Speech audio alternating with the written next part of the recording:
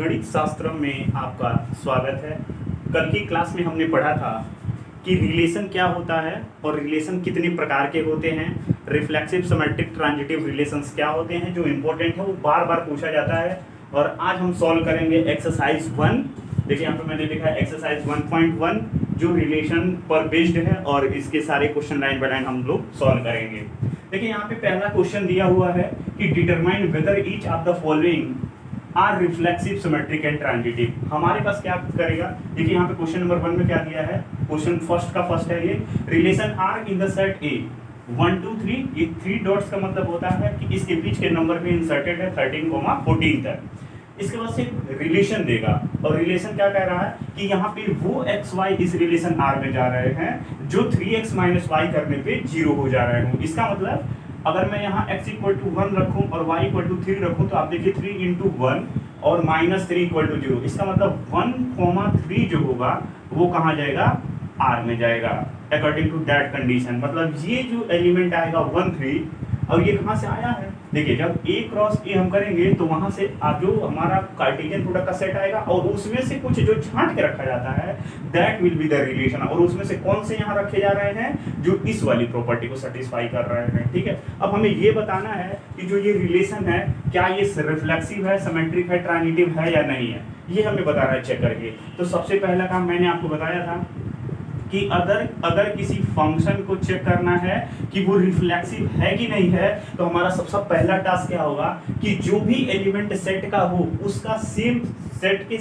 Element के साथ ordered pair are में जाना चाहिए। तो अब देखिए हियर ये हमारे पास दिया गया है कि x, y आर में जाएगा इफ कब, जब 3x माइनस वाई होगा 0 के बराबर। चूंकि हम देख रहे हैं कि 1 बिलोंग कर रहा है ए में, 1 कहाँ है, ए में है। अब हमें ये दिखाना है कि क्या 1,1 आर में जा रहा है। अगर ये बात सभी के लिए सत्य होगी, मतलब 2,2 भी जाएगा, 3,3 भी जाएगा, तो हम देखेंगे कि ये रिफ्लेक्सिव हो जाएगा। लेकिन अब हमें चेक क्या करना है कि क्या 1,1 आर में बिलोंग कर रहा है। तो मतलब क्या है, if 1,1 belongs to R then, तो इसका मतलब क्या होगा, x equal to 1 y equal to 1। आपने देखा कि 3 इंटू 1 और माइनस 1 ये किसके बराबर आएगा, 3 माइनस 1 दैट इज 2, और 2 तो 0 होता नहीं है। इसका मतलब हुआ क्या कि 1,1 आर में नहीं गया। क्योंकि अब ये जाता तब जब ये 0 हो जाता।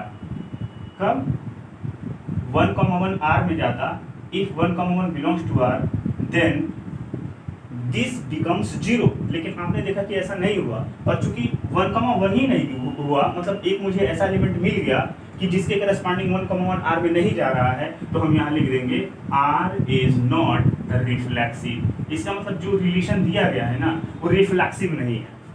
अब इसी तरीके से हमें क्या चेक करना है, हमें ये चेक करना है सिमेट्रिक। तो सिमेट्रिक चेक करने के लिए हम क्या करेंगे, सबसे पहले एक ऑर्डर्ड पेयर उठाएंगे यहाँ से जो इसमें जा रहा होगा, फिर हमें दिखाना है कि उसको हम सिमेट्रिक प्रॉपर्टी से शिफ्ट कर देंगे। मतलब अगर 1 3 है तो 3 1 भी उसमें जा रहा है कि नहीं जा रहा है। ठीक है, चलिए तो चेक करते हैं कि दिया गया रिलेशन सिमेट्रिक है कि नहीं है। दूसरा है, फर्स्ट हमने चेक कर लिया रिफ्लेक्सिव, सेकंड है अपने पास सिमेट्रिक। अब देखिए मैंने आपको बताया था कि जब हम सिमेट्रिक चेक करेंगे तो इस बात का खासा ध्यान रखेंगे कि उस समय हमें एलिमेंट कहाँ से चूज करना है, इस रिलेशन आर से चूज करना है। देखिए अब मैं एक ऐसा जोड़ा लाऊंगा कि लेट 1,3 बिलोंग्स टू आर। क्योंकि अगर 3 इंटू 1 और माइनस, देखिए x के जगह पे मैंने क्या रख दिया 1 और y की जगह पे क्या है 3, तो ये किसके बराबर आएगा 3 माइनस 3 इक्वल टू 0। इस प्रॉपर्टी को सेटिस्फाई कर रहा है। मतलब हमने यहाँ पे क्या देखा एक्चुअली कि x equal to 1 and y equal to 3। ये क्या इंप्लाई करेगा कि 3x minus y equal to 0 imply 1,3 belongs to r। ठीक है, आप ऐसे भी देख सकते हैं। अगर आपको ऊपर वाला अच्छा नहीं लग रहा है तो इसको हटा देते हैं ऐसे, और नीचे वाला पूरा हटा के सही से लिख देते हैं। मान लीजिए कि if x equal to 1 and y equal to 3, तो x, y belongs to r because कि 3 into 1 minus 3 equal to 3 minus 3 equal to 0। कौन सी प्रॉपर्टी सेटिस्फाई हुआ, 3x minus y equal to 0। ठीक है ना। ये यही वाली प्रॉपर्टी है। तो अब मुझे ये दिखाना है कि इम्प्लाई 1,3 कहाँ बिलोंग कर गया, आर में। Now we have to show, अब हमें ये दिखाना है कि क्या 3,1 आर में जा रहा है। तो उसको जाने के लिए क्या करना पड़ेगा कि देखिए, if x equal to 3 and y equal to 1 then 3x minus Y क्या आएगा, 3x minus y equal to 3 into 3 minus 1 that is 9 minus 1 equal to 8, और 8 0 के बराबर नहीं होता है। इसका मतलब क्या हुआ कि 3,1 आर में नहीं जा रहा है। तो हमने क्या देखा, हमने ये देखा कि 1,3 आर में है बट 3,1 जो है वो आर में नहीं है, imply R is not symmetric. R जो है हमारा वो सिमेट्रिक नहीं है, ठीक है, आर हमारा सिमेट्रिक नहीं है। अब हमें क्या देखना पड़ेगा कि ये ट्रांजिटिव है कि नहीं है, ठीक है। ट्रांजिटिव के लिए हम क्या करेंगे, 2 ऑर्डर्ड पेयर खोज के लाएंगे, ठीक है, और ट्राई करेंगे कि तीसरा चला जाए। देखिए हमने 2 ऑर्डर्ड पेयर लिया, 1,3 बिलोंग्स टू आर, 1,3 कहाँ जा रहा है, आर में जा रहा है, और 3,9 भी आर में जा रहा है। क्यों, क्योंकि अगर इस 3 को यहाँ पे रखेंगे तो 3 3 जा 9 और माइनस वाई की जगह पे 9, तो 9 माइनस 9 इक्वल टू 0। तो ये दोनों ऑर्डर्ड पेयर आर में जा रहे हैं, बट लेकिन आप देखेंगे कि अब हमारा रूल क्या था कि if A B belongs to R and B C belongs to R then A C belongs to R. तो अब आप देखेंगे कि जो हमारा ये रिलेशन 1,9 होगा ये आर में नहीं जाएगा। क्यों नहीं जाएगा, बिकॉज कि 3x माइनस वाई यानी 3 इंटू 1 माइनस 9 इक्वल टू कितना आएगा, 3 माइनस 9, और ये है माइनस 6 के बराबर जो कि 0 नहीं होता है, ठीक है, इसलिए नहीं जाएगा। तो इसका मतलब क्या हुआ, imply R is not transitive. तो आर क्या हुआ, ट्रांजिटिव नहीं हुआ। तो हमने क्या देखा इस प्रकार से कि आर इज नाइदर रिफ्लेक्सिव, ना तो रिफ्लेक्सिव है, नॉट सिमेट्रिक,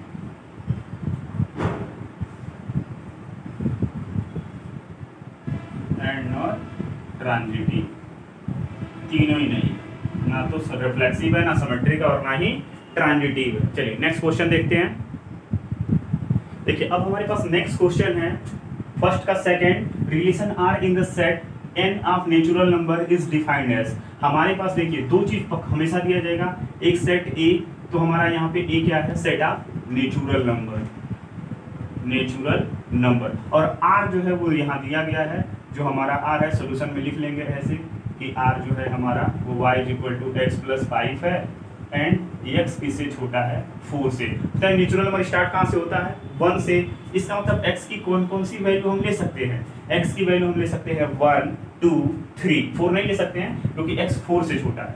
तो जब x इक्वल टू 1 लेंगे यहाँ पे देखिए, तो x इक्वल टू 1 तो y की वैल्यू क्या आएगी 6, 1 प्लस 5 6। x की वैल्यू अगर हम 2 लेंगे तो यहाँ पे क्या आएगा 7 आएगा, और x की वैल्यू 3 लेंगे तो क्या आएगा 8 आएगा। तो मतलब जो हमारा रिलेशन है उसमें बस इतने ही एलिमेंट है। अब देखिए फर्स्ट रिफ्लेक्सिव, रिफ्लेक्सिव यहाँ पे लिख देता हूँ, दूसरा सिमेट्रिक, सिमेट्रिक, और तीसरा आपका यहाँ आ जाएगा ट्रांजिटिव, ट्रांजिटिव। अब ध्यान दीजिए यहाँ से आपने देखा कि जो हमारा रिफ्लेक्सिव रिलेशन तब होता है जब नेचुरल नंबर का अगर यहाँ पे जो भी एलिमेंट बिलोंग करेगा एच 1 बिलोंग्स टू n, तो इसका मतलब क्या होता है कि 1,n 1 कहाँ जाना चाहिए, 1,1 अगर हमारा R में चला जाता तो ये क्या हो जाता, दिया गया रिलेशन रिफ्लेक्सिव होता। यही काम 2 के भी साथ होना था, 3 के भी साथ होना था, मतलब प्रत्येक नेचुरल नंबर के साथ। लेकिन आपने देखा कि 1 नेचुरल नंबर में तो है लेकिन 1,1 R में नहीं जा रहा है। बस इतने रिलेशन हमारे पास बनेंगे और इसमें 1,1 नहीं है। मतलब क्या हुआ कि 1,1 R में नहीं गया। इसका मतलब R कैसा है, R इज नॉट रिफ्लेक्सिव। इस तरीके से जो हमारा R है वो रिफ्लेक्सिव नहीं हुआ। अच्छा बात आती है अब सिमेट्रिक की। तो सिमेट्रिक का मतलब है देखिए यहाँ पे 1 6 रिलेशन से हमेशा एलिमेंट लेंगे कि H 1,6 belongs to R, but अब देखिए क्या 6,1 अगर इसे उल्टा कर देंगे तो 6,1 R में है। देखेंगे तो हम देख रहे हैं कि 6,1 R में नहीं है, imply R is not symmetric. इसका मतलब R सिमेट्रिक नहीं है। देखिए किसी चीज को गलत करने के लिए ना एक एग्जाम्पल काफी है, ठीक है। तो अगर हमें प्रूफ करना होगा तो हम जनरल प्रूफ करेंगे, लेकिन अगर हमें गलत साबित करना है तो यहाँ पे देखिए आप बस एक काउंटर दिखा दे रहे हैं कि वो वाली चीज़ हमारे पास है लेकिन ये वाली नहीं है, तो यहाँ से ये प्रूफ हो गया कि भाई दिया गया रिलेशन हमारा सिमेट्रिक नहीं है। इसी तरीके से अब देखिए यहाँ पे कि यहाँ पे 1/6 है और यहाँ पे हमारे पास जो ट्रांजिटिव रिलेशन होता है इसमें रिक्वायरमेंट होती है दो चीज़ों की, कि यदि AB R में है एंड BC R में, ठीक है, जहाँ पे ये खत्म होगा वहीं से स्टार्ट होने वाला ऑर्डर्ड पेयर, तो इम्प्लाई करना चाहिए कि AC भी कहाँ हो, R में। अब आप ध्यान दीजिए कि 1/6 तो है लेकिन 6 से शुरू होने वाला इसमें कोई और पेयर ही नहीं है। 2 7 है तो 7 से शुरू होने वाला कोई पेयर ही नहीं है। 3 8 है तो 8 से शुरू होने वाला कोई पेयर ही नहीं है। इसका मतलब हुआ क्या कि अब मान लीजिए आपको कोई सामान दे रहा है कि आप यहाँ से वहाँ लेके जाओ, और एक्चुअली उसने आपको कहा था कि आप मुझे मेरा सामान यहाँ से वहाँ पहुँचा देना, लेकिन आपको उसने कोई सामान दिया ही नहीं, तो आप क्या कह देंगे कि ठीक है मैंने भी पहुँचा दिया। इसका मतलब it is called trivial relationship and trivially it is transitive, मतलब ये बाय डिफॉल्ट ट्रांजिटिव हो गया, इम्प्लाइंग आर इज ट्रांजिटिव। क्यों? क्योंकि पेयर मिला ही नहीं, जब मिलेगा तब तो खोजेंगे, और नहीं खोजेंगे कह दिए हाँ ठीक है हो गया, आर इस कैसा हो गया, ट्रांजिटिव हो गया। चलिए नेक्स्ट क्वेश्चन देखते हैं, क्वेश्चन नंबर 3। तो इस तरीके से यहाँ पे हमने क्या पाया कि इस क्वेश्चन में कि आर हमारा रिफ्लेक्सिव नहीं है, आर हमारा सिमेट्रिक नहीं है, बट आर क्या है, ट्रांजिटिव है। ठीक है, नेक्स्ट थर्ड क्वेश्चन देखिए, यहाँ पे हमारा जो थर्ड क्वेश्चन था इसमें दिया गया है कि relation R in the set A is equal to 1 2 3 4 5 6 and R is this relation y is divisible by x। इसका मतलब मुझे यहाँ पे वो ऑर्डर्ड पेयर जाएंगे कहाँ पे, रिलेशन R में, जहाँ पर y डिविजिबल होगा x से। मैं क्या करता हूँ, मुझे रिफ्लेक्सिव दिखाना है, तो अब इनके लिए 6 के लिए अलग अलग प्रूफ करने से बढ़िया है कि मैं एक x आर्बिट्रेरी ले लूँ। तो मैंने क्या किया कि x belongs to a b arbitrary, ठीक है, और आर्बिट्रेरी फिर हमने क्या कहा कि x जो हमारा होगा डिविजिबल होगा x से। क्यों? क्योंकि अगर हम x से x में भाग देंगे तो कितना आएगा 1, और चूंकि ये बात तो प्रत्येक x के लिए सही होगा, इसका मतलब हुआ क्या कि अगर यहाँ पे देखिए y is divisible by x, तो x, y r में जा रहा था, तो अगर मान लीजिए x is divisible by x हो, बस y की जगह भी x हमने लिख दिया, तो x, x r में मिल जाएगा, जरूर जाएगा। इस और ये बात किसके लिए सही था, क्योंकि हमने आर्बिट्रेरी लिया था, मतलब प्रत्येक x के लिए सही है, तो वही हमने लिखा कि for all x belongs to a, x, x कहाँ पहुंच जाएगा, r में पहुंच जाएगा। तो इस तरीके से क्या हुआ कि r हमारा हो गया क्या, रिफ्लेक्सिव। अब हमें ये प्रूफ करना है कि r हमारा क्या है,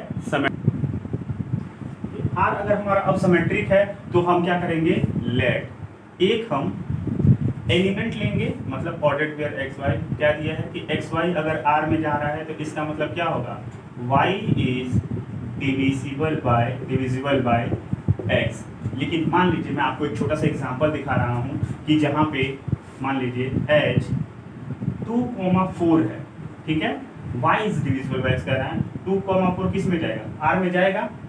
तो अब यहाँ पे 2,4 देख लिया हमने कि R में जा रहा है, ठीक है, इसका मतलब h क्यों जा रहा है, बिकॉज यहाँ लिख देते हैं, बिकॉज 4 इज डिविजिबल बाय 2।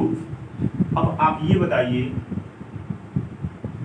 2 के द्वारा 4 में भाग लग रहा है, अगर मैं क्या इसको लिखूं कि 2 डिविजिबल होगा, क्या 2 में 4 से भाग लग जाएगा और पूरा पूरा कट जाएगा। वो डिविजिबल का मतलब होता है कि वो एज ए फैक्टर बन के आ जाए, ये नहीं कि वो डेसिमल में कट जाए तो हम उसको कह देंगे कि डिविजिबल बने। डिविजिबल का मतलब होता है it can be written, means देखिए 4 can be written as a factor of 2 के बी एनी इंटीजर, और के की वैल्यू यहाँ पे सॉफ्ट क्या आ रहा है, 2 आ रहा है इत्तेफाक से, तो 2 2 जा 4, इसका मतलब 4 can be written as 2 into 2, ठीक है, but 2 can't be written as any integer and 4, यहाँ पे ये इंटीजर में बिलोंग नहीं कर पाएगा, ठीक है। तो इसका मतलब क्या हुआ कि बट यहाँ पे हम लिखेंगे कि 4,2 R में नहीं जाएगा, क्यों, because 2 is not divisible by 4, 2 हमारा 4 से डिविजिबल नहीं होगा। तो इसका मतलब क्या, हमने क्या देखा, 10 2,4 बिलोंग तो कर रहा है R में, बट 4,2 नहीं बिलोंग कर रहा है R में। इसका मतलब R जो है ना, R इज नॉट सिमेट्रिक, इसका मतलब R जो है हमारा वो सिमेट्रिक नहीं है। तो हमने क्या देखा कि ये दिया गया रिलेशन कैसा था, रिफ्लेक्सिव है, ठीक है, ये रिफ्लेक्सिव है, सिमेट्रिक नहीं है। अब तीसरा चेक करेंगे क्या ये ट्रांजिटिव है कि नहीं है, ठीक है, अब हमें चेक कर अब देखिए ट्रांजिटिव अगर मुझे दिखाना है तो सबसे पहले मुझे दो ऑर्डर्ड पेयर ऐसे लेने होंगे जो इसमें जा रहा हो। देखिए let x comma y belongs to R and अब इसी से शुरू होने वाला y comma z belongs to R. y comma z कहाँ चला जाएगा? अच्छा इसने क्या कहा कि अगर x कॉमा वाई बिलोंग कर रहा है तो y डिविजिबल होगा x से, मतलब y can be written at some factor k 1 मैं इसका नाम देता हूँ इंटू एक्स, मतलब x में अगर मैं कोई इंटीजर का गुणा करूंगा ना तो वो आ जाएगा। एंड ऐसे ही z can be written as कोई इंटीजर k2 होगा और उसमें मैं y का गुणा कर दूंगा, जहां पर ये जो k1 और k2 होंगे, k1 कॉमा जो k2 होगा ये बिलोंग करेगा कहां से? कोई ना कोई z से, z के एलिमेंट से, ठीक है। k1 comma k2 belongs to r, k1 sorry जो ये k1 k2 आएंगे ना वो इन्हीं में से कोई होगा as factor. k1 comma k2 belongs to a, क्योंकि a सेट दिया है, अगर ऐसा नहीं रहता तो हम लिख लेते अपने हिसाब से, ठीक है। और फैक्टर लिख रहा है तो यहाँ पे 1 2 3 हाँ z सही रहेगा, a नहीं, क्योंकि k1 k2 तो इंटीजर से आएगा। ये मान लीजिए यहाँ 6 है तो यहाँ पे 3 आ गया, 3 2 जैसे z भी 6 रहता तो, ठीक है, z लिख लेते हैं। अब यहाँ पे क्या होगा, अब इस y की वैल्यू अगर हम चाहें तो यहाँ पे ले जाकर रख देंगे, ये इंप्लाई करेगा कि जो ये z होगा, ठीक है, क्योंकि अब देखिए एक्स वाई आर में जा रहा है, वाई जेड कहाँ जा रहा है? आर में जा रहा है, तो मुझे एक्चुअली इलिमिनेट किसको करना है? जो सेम है। इसका मतलब मुझे वाई की ही वैल्यू वहाँ रखनी पड़ेगी और हमें दिखाना है कि एक्स जेड भी आर में चला जाए। तो Z is equal to k2 और वाई की जगह पे क्या लिख देंगे? k1 into x. और आपने देखा यहाँ पे इसे लिख सकते हैं k1 into k2 of x. अगर मान लीजिए कि मैं इन k1 k2 का एक कोई नाम दे देता हूँ x, k3 यहाँ पे बता देंगे where k3 is equal to k1 into k2, ये भी तो जेड में जाएगा। दो इंटीजर का जो मल्टीपल होता है वो अगेन एक इंटीजर होता है। इसका मतलब ये क्या बताया आपको? ये बताया कि z is divisible by x imply, इसका मतलब क्या हुआ कि z comma sorry x comma z, देखिए y is divisible by x था तो x कॉमा y गया था, तो z पहले है तो z को बाद में लिखेंगे, x comma z belongs to r। तो इस तरीके से हमने अब क्या देखा यहाँ पे? देखिए 10 इस प्रकार से हमने देखा कि अगर x y r में है एंड y z r में है तो क्या इंप्लाई हुआ कि x z भी r में है। इसका मतलब r इज ट्रांजिटिव। r क्या हो गया? ट्रांजिटिव हो गया। देखिए यहाँ पे हमारा दिया गया जो रिलेशन था ये रिफ्लेक्सिव तो हुआ लेकिन सिमेट्रिक नहीं हुआ था, ठीक है, और ट्रांजिटिव हो गया, ठीक है। नेक्स्ट क्वेश्चन करते हैं। देखिए अब यहाँ पर हमारा जो थर्ड नहीं, ये फोर्थ क्वेश्चन है। जो फोर्थ क्वेश्चन आपका दिया गया है ये कह रहा है कि relation R in the set Z of all integer defined as R is equal to x comma y, x minus y is an integer, ठीक है। ये हमारा ये यहाँ पे ए की वैल्यू क्या है? जेड है और ये आपका रिलेशन है। अब हमें क्या दिखाना है कि ये रिफ्लेक्सिव सिमेट्रिक ट्रांजिटिव है या नहीं है। देखिए चेक करने के लिए सबसे पहले हम क्या चेक करेंगे? Reflexive then symmetric then transitive. First reflexive, देखिए मैं यहाँ तीनों एक साथ प्रूफ कर देता हूँ। पहला हम लिख दिए यहाँ पे रिफ्लेक्सिव, दूसरा हम यहाँ पे लिख देते हैं सिमेट्रिक और उसके बाद से तीसरा आ जाएगा ट्रांजिटिव, ठीक है। ये आपका रिफ्लेक्सिव का पार्ट रहेगा, ये सिमेट्रिक का और वो वाला ट्रांजिटिव का। अब हमारा सबसे पहला टास्क क्या है कि मुझे इंटीजर से कोई नंबर लेना है जेड में से। पहले हम ओरली देख लेते हैं कि क्या ये सही है। अब मान लीजिए जेड में क्या है? 1 होता है। मैं चेक करता हूँ कि 1 माइनस 1 क्या आएगा? 0 इज एन इंटीजर एस, मतलब ये बात दो के लिए भी सही होगा। 2 minus 2 equal to 0 is an integer. तो क्या करते हैं? सबके लिए क्यों लिखना है? लिख देते हैं एक ही बार में, let x belongs to Z be arbitrary का शॉर्ट फॉर्म लिख देता हूँ। और as we know that as कि x minus x equal to 0 is an integer. जब x में से x घटाएंगे 0 आएगा, 0 इंटीजर होता ही है। इसका मतलब हुआ क्या कि x कोमा x, देखिए जब x माइनस वाई इंटीजर आया था, x कोमा वाई आर में गया था। अब x minus x equal to 0 integer आया तो x कोमा x कहाँ जाएगा? r में। लेकिन ये बात किसके लिए सही थी? ये तो हमारा आर्बिट्रेरी है ना x जो मैंने लिया था। इसका मतलब for all x belongs to r, x comma x belongs to for all x belongs to कहाँ से? ये x a से लिए थे ना जो z के बराबर है। for all x belongs to z या a, x comma x belongs to r, imply r कैसा हो गया? r is reflexive, मतलब मतलब आर हमारा हो गया रिफ्लेक्सिव। अब देखिए सिमेट्रिक, ध्यान लगाना है आपको, एक भी गलती हुआ अगर इसमें, जैसे अगर आपने कुछ गलत एजम्पशन कर लिया, या मान लीजिए आपने 1 के लिए तो प्रूफ कर दिया, 2 के लिए किया, 3 के लिए किया, उसके बाद से अब आपको चूंकि जनरल प्रूफ करना है ना, इसीलिए मैं बार बार आर्बिट्रेरी ले रहा हूँ। अगर आप किसी एक एलिमेंट का कर देते हैं, आपको ऐसा लगता है कि हम सही किए हैं, तो मान लीजिए x इक्वल टू 1 सेटिस्फाई कर रहा हो सकता हो कोई और ना सेटिस्फाई करे, इसलिए आपको जनरल जो है कि दिखाना पड़ेगा। ठीक है, गलती दिखाने के लिए एक ही काफी है। सिमेट्रिक, अब मुझे इसमें क्या करना पड़ेगा, सिमेट्रिक प्रॉपर्टी शो करने के लिए एक ऑर्डर पेयर यहाँ लेना पड़ता है। मान लीजिए एज गिवन दैट कि x, y belongs to r, तो x, y अगर r में है तो ये क्या क्लिक करने जाएगा कि x minus y is an integer. x minus Y क्या है, एक इंटीजर। अच्छा, अब ध्यान दीजिए x माइनस वाई इंटीजर हो गया। दूसरा, अगर मैं इसमें से एक माइनस कॉमन ले लेता हूँ तो क्या दिक्कत हो जाएगा, y माइनस एक्स भी तो एक इंटीजर होगा, is an integer.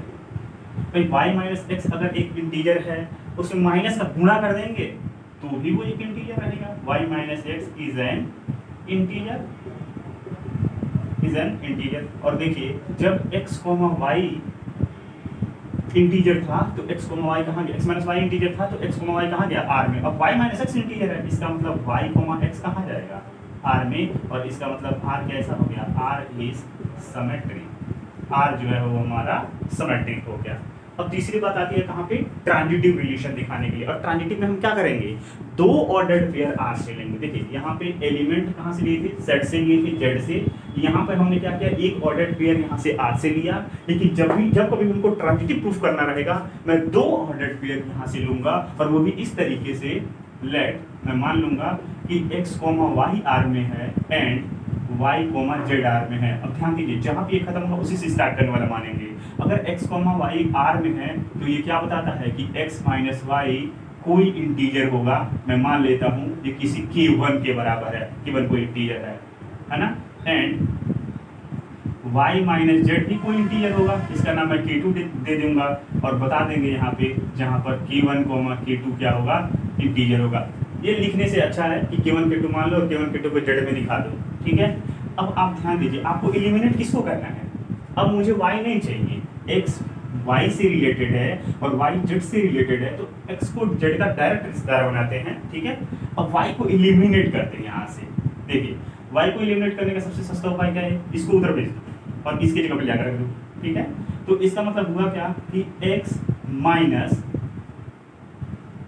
y is equal to k1 and, और इसको यहाँ से एलिमिनेट करने के लिए y is equal to k2 plus ऐसे लिख देंगे z, और y की जगह कौन पे लाकर रख देंगे, ये इम्प्लाई करेगा कि x माइनस, और y को इनकी जगह पे लाकर रख रहे हैं, k2 plus z is equal to k1, और इसका मतलब क्या हुआ, या इन दोनों को जोड़ भी दे दे तो भी एक इंटीजर आता, उससे भी कोई दिक्कत नहीं था, काम वही हो रहा है। यहाँ हम डायरेक्टली लिख देते हैं, इसे हटा देते हैं, लिखते हैं अगर दो ये अलग अलग इंटीजर हैं तो इनका सम भी एक इंटीजर होगा, तो x माइनस वाई और y minus z is equal to क्या आएगा, k1 प्लस k2। अब देखिए y प्लस में y माइनस में तो ये कैंसिल होगा, तो क्या बचेगा, x minus z is equal to k1 plus k2 को एक नया नाम दे देते हैं k3, where k3 belongs to z। इसका मतलब क्या हुआ कि x minus z is an integer, ये भी एक इंटीजर ही आया। और देखिए जब एक्स वाई आर में था, वाई जेड आर में था, तो हमने लिखा x minus y equal to k1, तो अगर ये इंटीजर है तो यहाँ से क्या आएगा कि एक्स जेड कहाँ बिलोंग कर रहा है, आर में। हमने क्या देखा कि हमारे पास दो ऑर्डर पेयर था, एक्स वाई आर में और दूसरा था वाई जेड आर में, तो हमने देखा कि डायरेक्ट x का रिलेशन किससे बन गया, एक्स जेड भी कहाँ चला गया, आर में। इसका मतलब आर कैसा हो गया, आर इज ट्रांजिटिव, तो आर हमारा ट्रांजिटिव हो गया। देखिए अपने रिफ्लेक्सिव भी हुआ, सिमेट्रिक भी हुआ और ट्रांजिटिव भी हुआ, मतलब ये तीनों प्रॉपर्टी को सेटिस्फाई कर गया रिलेशन। देखिए नेक्स्ट क्वेश्चन आपके सामने है, relation R in the set of all human being. ये फर्स्ट का 5th नंबर क्वेश्चन है। Relation R in the set of all human beings in a town at a particular time given by. अब देखिए यहाँ पे आपको दैनिक जीवन के जो अपने रिलेशन है वो दिए जाएंगे और फिर पूछा जाएगा कि बताइए कि ये रिफ्लेक्सिव, सिमेट्रिक, ट्रांजिटिव है कि नहीं है। तो पहले ये 5th क्वेश्चन के 5 और पार्ट्स हैं। तो अब देखिए यहाँ पे जो क्वेश्चन दिया गया है पहला वाला, आर कह रहा है कि x and y work at the same place, कि एक्स और वाई एक ही कंपनी में मान लीजिए काम कर रहे हो या एक ही इंस्टीट्यूट में काम कर रहे हो, एक ही प्लेस पे काम कर रहे हैं, तो आपको दिखाना है कि क्या ये दिया गया रिलेशन रिफ्लेक्सिव सिमेट्रिक ट्रांजिटिव है या नहीं है। देखिए अगर मान लीजिए मुझे रिफ्लेक्सिव दिखाने के लिए क्या करना पड़ता है कि x, x r में जाना चाहिए। मान लीजिए मैं किसी इंस्टीट्यूशन में काम करता हूँ तो एक्चुअली मैं तो अपने ही प्लेस पे रहूंगा, इसका मतलब x, x तो हमेशा ही r में जाएगा क्योंकि वो तो वहीं रहेगा। इसका मतलब ये दिया गया रिलेशन कैसा है, रिफ्लेक्सिव है। देखिए यहाँ पे मैंने खाना बनाया है, ये क्वेश्चन नंबर है, ये R stand for reflexive, this is symmetric and transitive. तो खाली यहाँ टिक लगा देंगे, ठीक है। और एक्सप्लेनेशन मैंने पिछले 4 क्वेश्चन में दिया, वैसा लिख लेंगे अगर आपको लिखना होगा तो। x and y work at the same place, मतलब दिया गया रिलेशन कैसा है, रिफ्लेक्सिव है। अब सिमेट्रिक की बात करें, मान लीजिए x और y एक ही कंपनी में एक ही प्लेस पे काम कर रहा है, तो x अगर y की जगह पे है तो y भी तो उसी कंपनी में है, इसका मतलब y भी तो x के पास है। तो इसका मतलब जब x y अगर r में जाएगा, मतलब x अगर y के पास है तो y भी x के पास है। इसका मतलब ये दिया गया रिलेशन कैसा है, सिमेट्रिक है। तीसरी बात करते हैं कि अगर मान लीजिए x जो है हमारा, अब इसमें हमें 2 एलिमेंट लेना होता है सिमेट्रिक ट्रांजिटिव वाले में कि x y belongs to r, इसका मतलब x y की कंपनी में काम कर रहा है, y z की कंपनी में काम कर रहा है। तो एक्चुअली जहाँ y तो दोनों में कॉमन है ना, इसका मतलब ये दोनों ही की कंपनी सेम होगी। इसका मतलब x भी उसी कंपनी में, अगर x की कंपनी में y है और y की कंपनी में z है, इसका मतलब x तो उसी कंपनी में जिसमें z है ना, इसका मतलब ये दिया गया रिलेशन कैसा हो गया, ट्रांजिटिव भी हो गया। चलिए क्वेश्चन नंबर 1 डन हो गया।